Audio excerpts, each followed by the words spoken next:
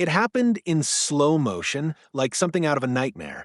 My 1-year-old daughter, dressed in a tiny white satin dress with a soft pink sash, stood frozen in front of the aisle, her little fingers clutching a flower basket twice her size. Guests turned their heads, a quiet murmur spreading like wildfire through the garden as the music came to a jarring stop. Then came the voice, sharp, cold, and cutting through the joy like shattered glass. "She doesn't belong here."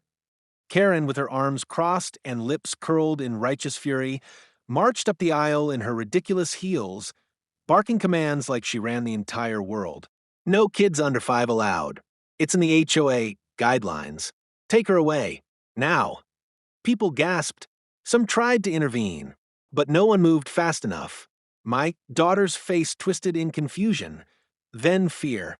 She looked around for help, her eyes landing on me. And then she began to cry. Not the loud, tantrum kind of crying, but a soft, heartbreaking whimper that pierced the soul. She dropped the basket.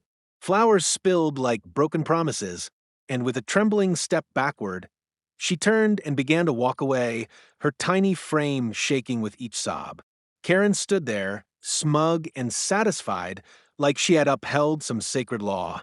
What she didn't know, what she couldn't possibly imagine, was who she had just humiliated. That child she'd kicked out of a wedding, she didn't even belong. It wasn't just anyone. She wasn't just a toddler. She was my daughter. And I'm not just any father. The guests stared, unsure what to do next, while I slowly rose from my seat, adjusting my suit and meeting Karen's eyes across the stunned crowd. The silence was thick with tension. She smirked, oblivious to the storm about to crash down on her perfectly manicured life. What she didn't know was that the man she'd just challenged was the mayor of this town. And today, her abuse of power was about to be publicly, permanently undone. Welcome to the story of how HOA Karen crossed a line she'll never forget. I've always believed that life's most beautiful moments are the simplest ones, the ones you never see coming. And for me, nothing was more beautiful than watching my little girl giggle in the morning sunlight, her curls bouncing as she waddled across our kitchen floor, dragging her favorite bunny by one floppy ear. She was 1 year old, but her eyes, oh, those eyes, held an entire universe. A universe of hope, curiosity, and fight. Because she had to fight every day. My name is Thomas Grant. Most people in the city know me as Mayor Grant, but at home, I'm just Daddy. That's all I ever wanted to be. My wife, Natalie, and I had tried for years to have a child. After heartbreaks we don't talk about, after prayers whispered into empty cribs, after years of holding other people's babies while wondering if we'd ever hold our own, came Evelyn, born premature, diagnosed with a rare neuromuscular condition that made simple things like crawling, grasping, and even sitting monumental victories. But she was strong. God, she was strong. And from the moment I first held her, wrapped in wires and tubes and hope, I promised her I'd always protect her, that I'd never let the world break her spirit. We moved to the Willow Heights neighborhood a few months after Evelyn's first birthday. It was quiet, gated, beautiful in a cookie-cutter way. Perfect for raising a family, they said. The kind of place where people wave as they mow their lawns and bake cookies for new neighbors. But even perfection, I learned, has its cracks. And in this neighborhood, that crack had a name, Karen. Her real name was Deborah Richards, but everyone called her Karen because she earned it. President of the HOA, ruler of the street, and self-declared defender of community standards. She wore pearls to pick up her mail. She trimmed her hedges with a ruler. She once fined a neighbor for leaving a child's scooter on the front porch overnight.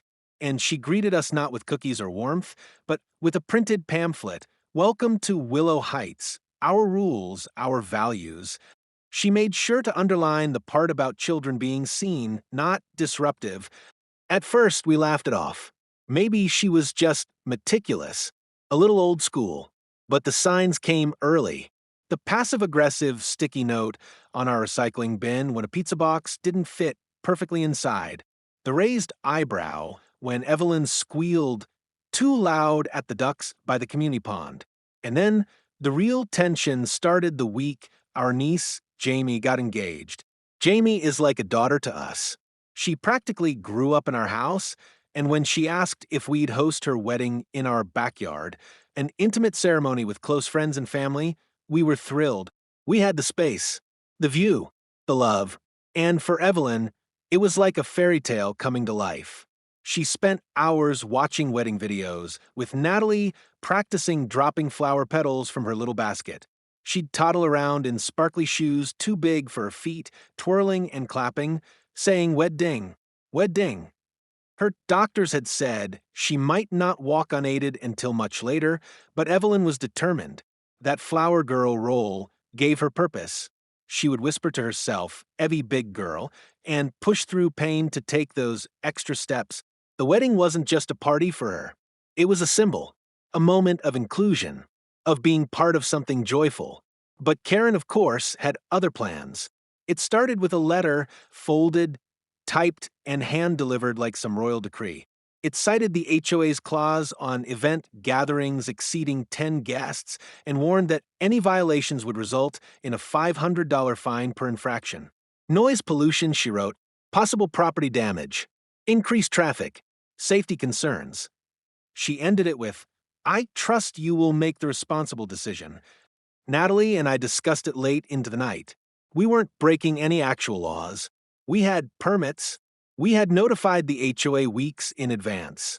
It wasn't going to be a rave, just soft jazz, a catered dinner, and a toddler trying to sprinkle rose petals on grass. Still, I didn't want to escalate. I called Karen personally, trying to reason with her. "We'll limit parking," I said. "We'll finish by sunset. We're doing this for family, for our daughter." She paused, and then came the kicker. Isn't she special needs or something? Maybe this event isn't the best environment for a child like that. I was speechless. I felt the heat rising behind my eyes. She didn't say it to be helpful. She said it to exclude. That was her way. Hide cruelty under the guise of concern. From that moment on, we knew we were being watched. A man from the HOA showed up 2 days later with a measuring tape, claiming he needed to assess space for fire safety compliance. A neighbor quietly warned us that Karen had held an impromptu HOA meeting in her living room, questioning our fitness to host a community event. But we stood firm. We had every right. And Evelyn, she was counting the days. She would sit by the window each morning, watching the decorations go up. "My wedding," she'd whisper. And in many ways, it was every lantern strung from the trees, every petal chosen, every ribbon tied. It was all built around her. We weren't just celebrating love. We were celebrating her victory over silence, over limitations, over a world that too often leaves kids like her behind. I'll never forget the day before the wedding. Evelyn tried on her flower girl dress for the first time, soft ivory with tiny butterflies embroidered along the hem. She twirled until she lost balance and fell, but then laughed from the floor. Natalie scooped her up, tears in her eyes. We were happy, nervous but happy. And then, like clockwork, Karen appeared. She marched right up our walkway, like she owned the place, heels clicking like a judge entering a courtroom. She didn't knock. She stood, arms folded, watching Evelyn through the open door. "Just remember," she said, loud enough for the neighbors watering their lawns to hear, "decorum matters. Some people should know their place." I stepped between her and the doorway. I didn't raise my voice. I didn't threaten. I simply said, "You're not welcome here during the wedding. Please respect our family's day." She didn't flinch. "We'll see about that." Later that evening, I saw her across the street, staring at us through her blinds. Watching. Waiting. We should have known she wouldn't let it go. But what she didn't realize, what she never saw coming, was that when you come for my daughter, when you try to rob a child of joy, inclusion, and dignity, you don't just awaken a parent. You awaken a mayor. And the next 24 hours were about to change everything, not just for us, but for every neighbor who had ever suffered in silence beneath her iron grip. The wedding wasn't just about love anymore. It was about justice. The days leading up to the wedding should have been filled with laughter, with last-minute ribbon tying and guests arriving with warm hugs and folded suits. But instead, they were overshadowed by a series of relentless interruptions. each one more absurd, more calculated, and more invasive than the last. The first incident came just after our first round of flower arrangements had been delivered. Our front yard, normally plain but neat, was now blooming with soft white and blush roses lined up in tall standing vases meant to flank the aisle we were building. Evelyn stood on the porch with Natalie and me, clapping her tiny hands in delight, pointing at the flowers, as she called them, giggling as a petal flew loose in the breeze. I picked her up and we twirled around slowly, basking in a moment that felt like the calm before celebration. But that calm was short-lived. Karen appeared on our property without knocking or announcing herself. Again, she was wearing a stiff beige blouse with a collar so tight it looked like it was choking her spirit. In her hand, a clipboard. Of course. She scanned the flowers like a prison warden inspecting contraband, then spoke without so much as a greeting. "Those stands are over regulation height for lawn decor," she snapped. "HOA guidelines clearly state no yard structures exceeding 3 feet unless approved 2 weeks in advance."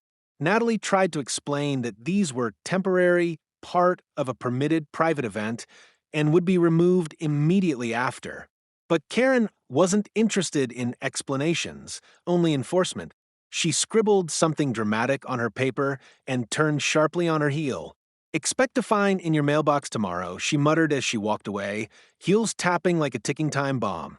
Sure enough, the next day, an official-looking envelope was shoved into our door.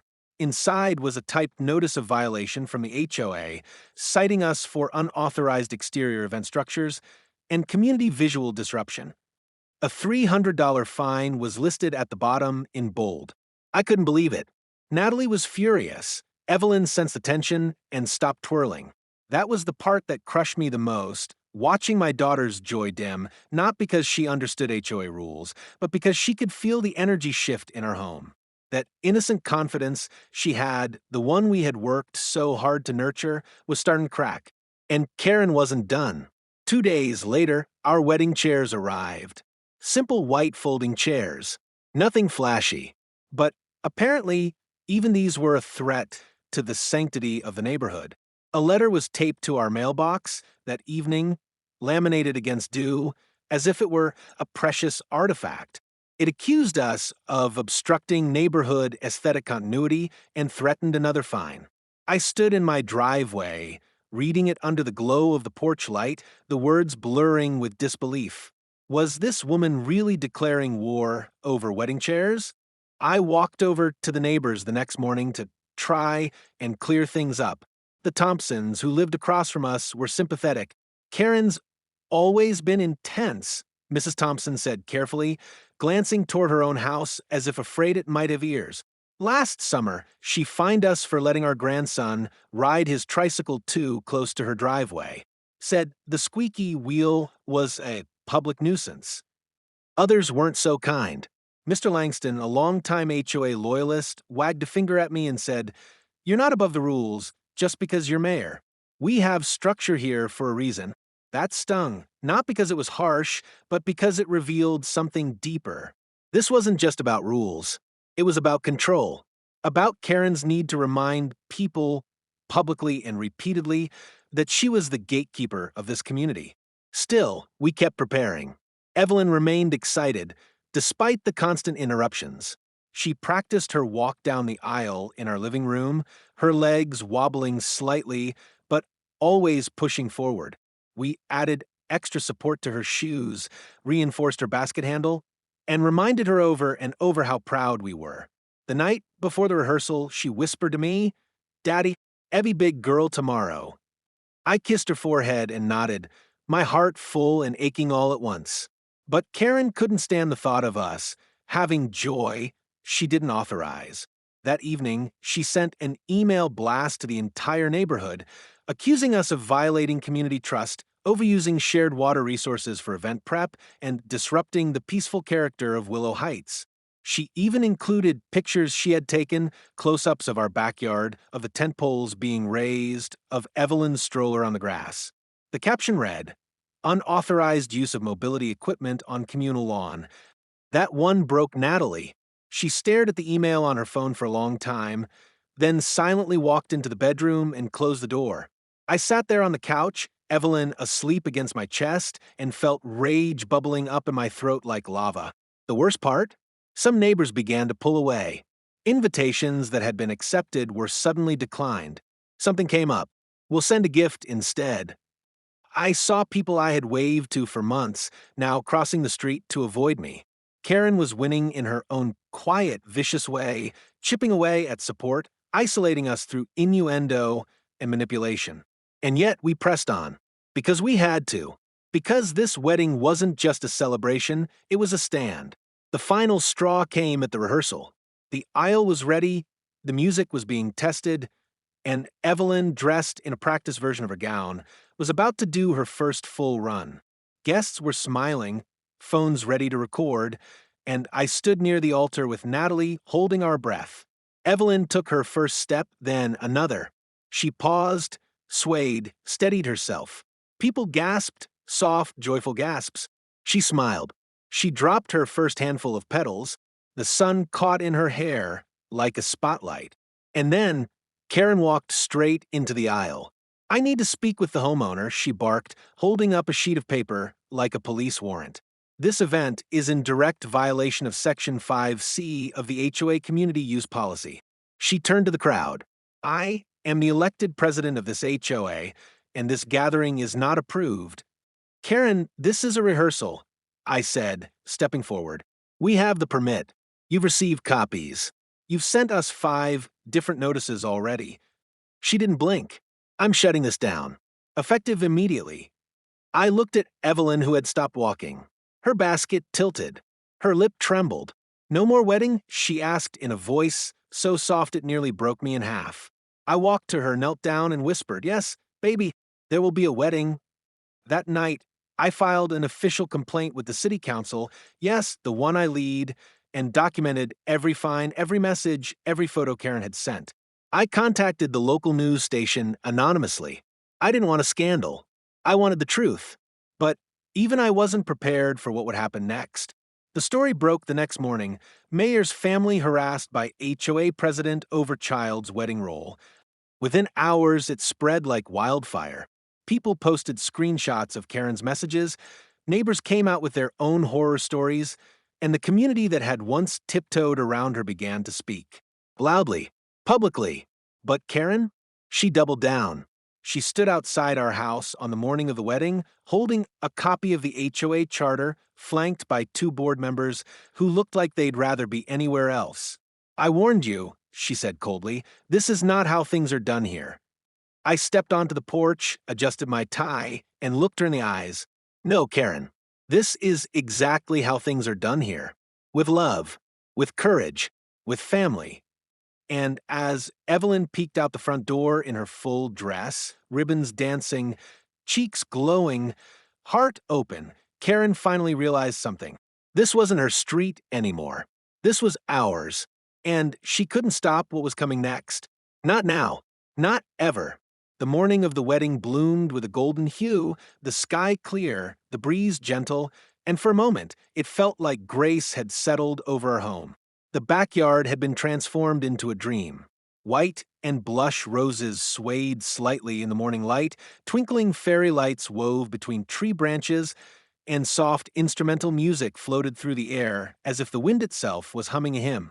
The aisle, lined with delicate petals Evelyn had chosen with her mother, was narrow but perfect, leading to an arch we had built by hand. Symbolic of every late night, every moment of hope and healing. Guests began to arrive early, smiling and laughing, and the mood, despite all the chaos Karen had created, felt full of love. My wife, Natalie, wore a simple pale blue dress, her eyes sparkling as she greeted family members she hadn't seen in years.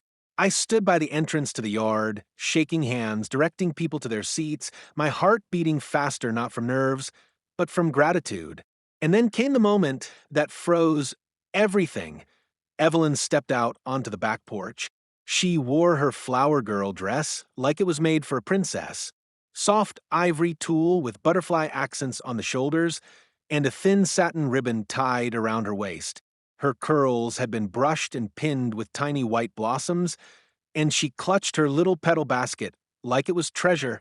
The guests, upon seeing her, instinctively turned, smiled, and a few gasped with emotion.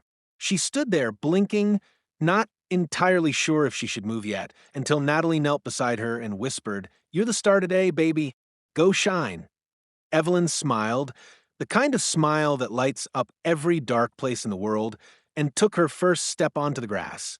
Her little silver shoes, with Velcro straps, clicked softly on the wooden patio before touching earth. And like that, our girl began to walk. She was slow, deliberate, but her posture was proud. She dropped a pedal every few feet. Everyone watched in stunned silence. Then someone began to clap. Then another. By the time she was halfway down the aisle, the entire wedding was on its feet, cheering softly, tearfully, reverently for her. And in that moment, I forgot Karen existed. I forgot the notices, the warnings, the insults, and threats. All I could see was my daughter pushing past every label, every struggle, every expectation. A 1-year-old with a disability, walking down a wedding aisle on her own like a warrior in a dress. But perfection, as we'd learned, was never allowed to last too long around Karen.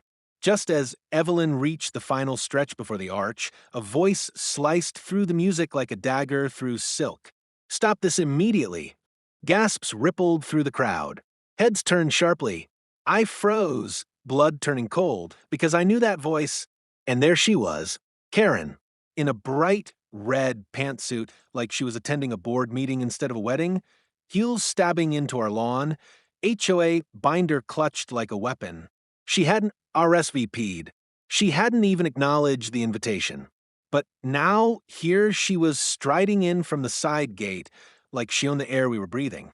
"This is an unauthorized gathering in violation of HOA Section 3B, she barked, waving her binder in the air like it carried divine truth.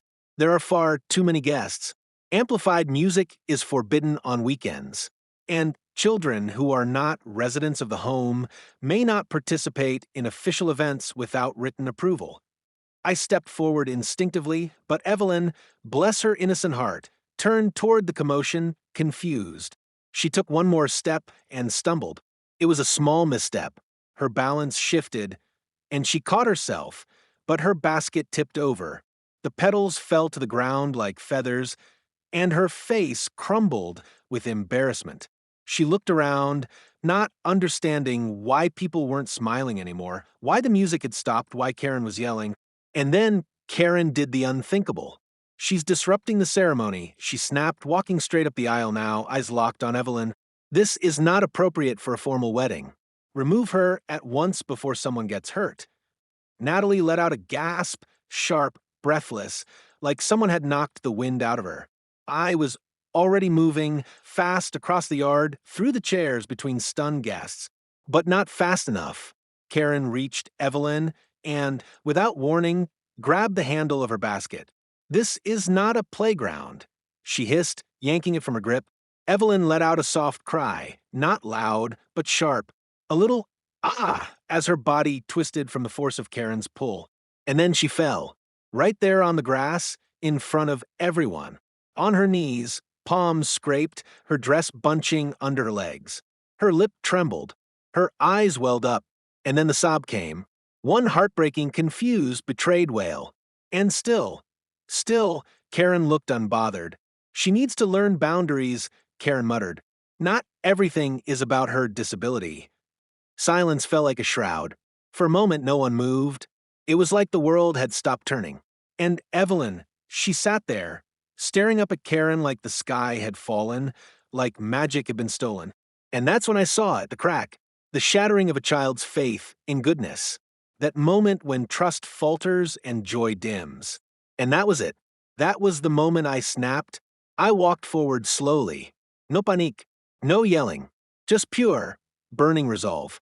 The crowd parted from me like a tide, their eyes watching, waiting, holding their breath. Karen looked up, smug, as if she had just defended the moral order of the neighborhood. But her smirk faltered as I came closer. She expected another warning, another polite retreat. What she got was the truth. I knelt beside Evelyn, lifted her gently into my arms, kissed her forehead, and turned to face the guests, my family, my neighbors, my community. I didn't speak to Karen. I spoke to everyone.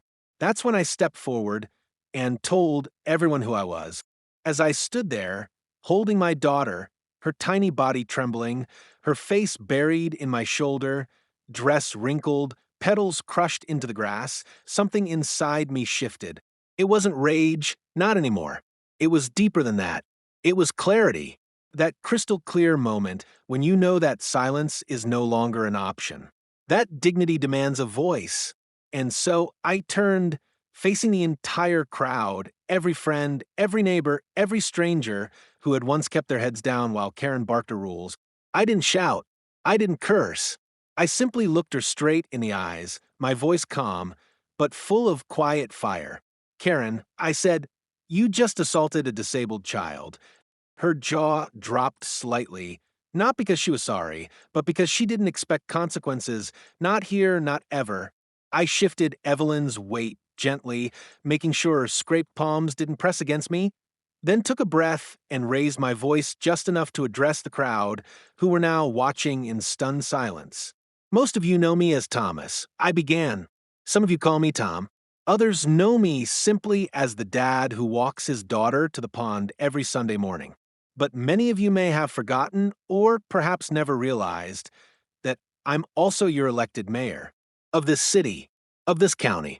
And today, I'm not speaking to you as an official. I'm speaking to you as a father. Gasps, murmurs. Karen blinked, and I could see the calculations happening behind her frozen expression. She glanced around, no longer in control, no longer protected by the illusion of untouchable authority. For weeks, I continued, my family has endured harassment, threats, and intimidation over this wedding. Over flowers, over chairs, over music, and worst of all, over a little girl who has fought harder to walk down an aisle than most adults will fight in their lives. The crowd was growing more alert now, more focused. Phones came out, and I could hear the soft buzz of cameras recording. Karen took a step back, unsure if she should interrupt, but I didn't stop. This neighborhood, I said, sweeping my gaze across the chairs, the decorations, the broken trail of petals, was never meant to be ruled by fear. HOA guidelines are not weapons, and community leadership is not a throne. It is a responsibility. And when that responsibility is abused to bully, to discriminate, to isolate children with disabilities, it stops being governance. It becomes oppression. And I will not tolerate oppression in my city. Not on my watch. Not today. Not ever. Karen tried to speak, but her voice cracked. I was just following. No, I said sharply, turning to her now. You weren't following anything but your own prejudice. You have bent rules to your will, weaponized bylaws, and shamed people who don't fit into your narrow definition of who belongs. That ends now. She looked around, desperate for support, but found none. The other HOA board members who had once nodded at her smug declarations now stood in awkward silence, avoiding her eyes. One of them, a younger woman named Michelle, stepped forward and quietly said, "We didn't know it would go this far." Karen looked betrayed, but this wasn't about her anymore. This was bigger. Let me be clear, I said, raising my voice again. You publicly humiliated a 1-year-old child and physically tried to remove her from a family event. An event fully permitted, fully legal, and fully peaceful. You tried to weaponize authority to strip her of her moment, her dignity, her joy. And in doing so, you revealed exactly who you are, not a protector of community values, but a tyrant in pearls. I looked around, and suddenly the energy shifted. People stood taller. Guests who had stayed silent before now stepped forward. Evelyn's pediatrician, seated in the third row, called out, "She's walking because she worked for it, not because someone allowed it." Another voice, Mr. Dawson, a retired veteran who once received a fine from Karen for hanging a flag on the wrong date, added, "You've made everyone here afraid to live in their own homes. Not anymore." A third voice joined in, "Enough is enough." The floodgate opened. Someone stepped onto the lawn and picked up Evelyn's basket, placing it gently on a chair. Someone else brought a bottle of water. One woman helped Natalie dust off Evelyn's dress and repin a flower in her hair. And then, out of nowhere, applause. At first it was soft, then louder, and louder still. It wasn't just clapping, it was a declaration, a release, a collective exhale from a neighborhood that had been holding its breath for far too long. Karen, now visibly rattled, took another step back, her binder trembling in her hand. "You'll regret this," she muttered, almost inaudibly, but the cameras caught it. I turned to her, looked her in the eyes one final time, and said, "No, Karen, I won't, but you might." With that, I gently handed Evelyn back to Natalie, kissed them both, and stepped aside. A family friend began to play soft music again, the cellist improvising with trembling fingers, and the guests sat down once more, this time united, alert, awake. Evelyn, brave as ever, stood again, her scraped hands now bandaged with a napkin and ribbon. And she walked, with the confidence of 1,000 children behind her. She finished her aisle walk, with Natalie guiding her side, and the wedding resumed, not just as a ceremony of love, but as a declaration of resilience. And then, just as we thought the moment had passed, a guest tapped me on the shoulder and whispered, "This is live. You're going viral." I turned to see a teenager near the back of the crowd, phone raised, live streaming the entire event to social media. Within minutes, it had spread like wildfire. HOA president shames disabled child at wedding. Mayor father responds live became the headline across multiple platforms. Local news picked it up by sundown. The next morning, it was on national TV. Clips of Evelyn walking, Karen being confronted, and my speech echoed across platforms with hashtags like hashtag let her walk, hashtag HOA Karen, and hashtag Mayor Dad trending worldwide. The fallout was swift. Karen was removed from the HOA board by unanimous emergency vote. Her actions were condemned not just by the city council, but by state officials. She issued a hollow apology via email, but the community had moved on. We had reclaimed our power. Evelyn's walk became a symbol of something greater, what it means to stand up, to be seen, to belong.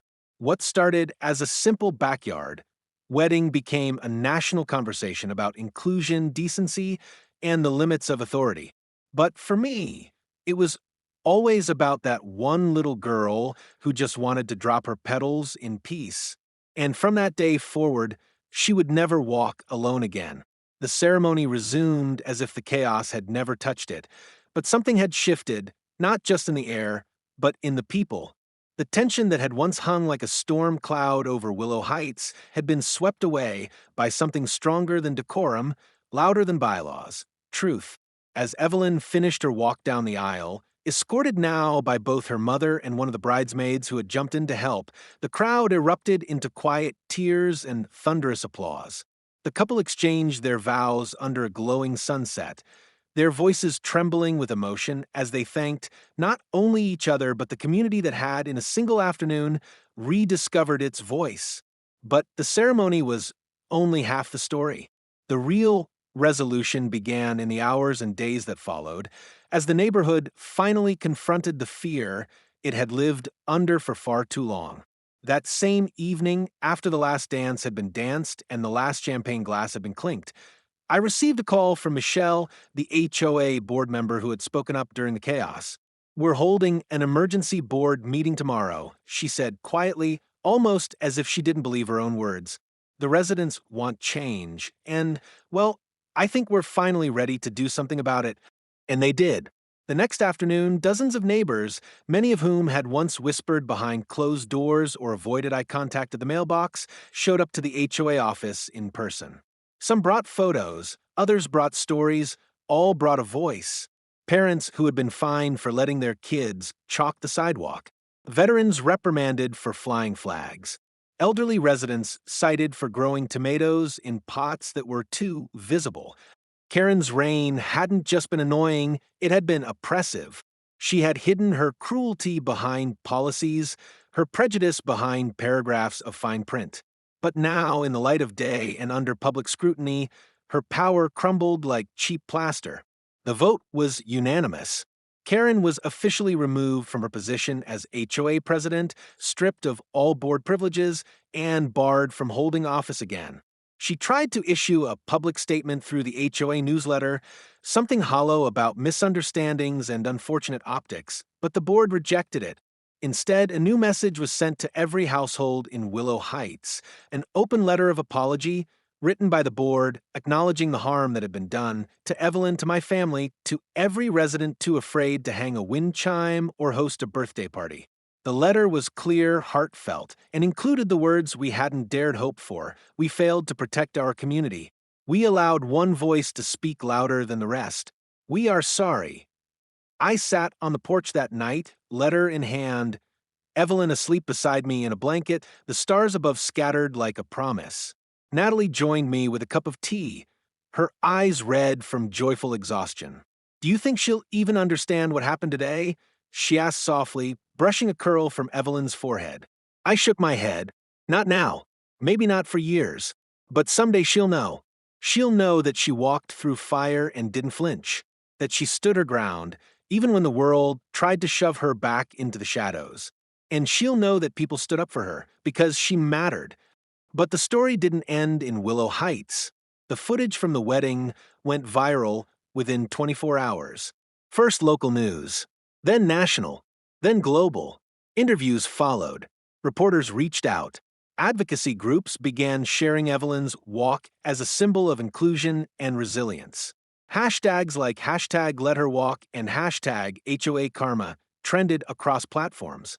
Strangers from all over the country, and even from places like the UK, Canada, Australia, sent letters, videos, and handmade gifts. A children's hospital from Seattle wrote in asking if Evelyn could be featured in their campaign for disability awareness. A nonprofit organization offered to donate specialized walking aids for other children like her. Teachers in California emailed us to say they had shared the story in classrooms as part of their kindness curriculum. And perhaps most touching of all, a little girl from Missouri with cerebral palsy sent a voice message. I saw you walking in your dress. You looked like a fairy. I want to walk like you someday. Evelyn, of course, didn't understand the full scale of it all. She only understood the joy, that people were smiling when they saw her, that she had made them happy. And to her, that was enough.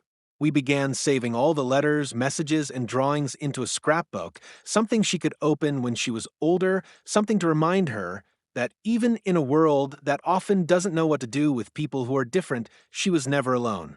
She was seen. She was loved. She mattered. As for Willow Heights, it transformed.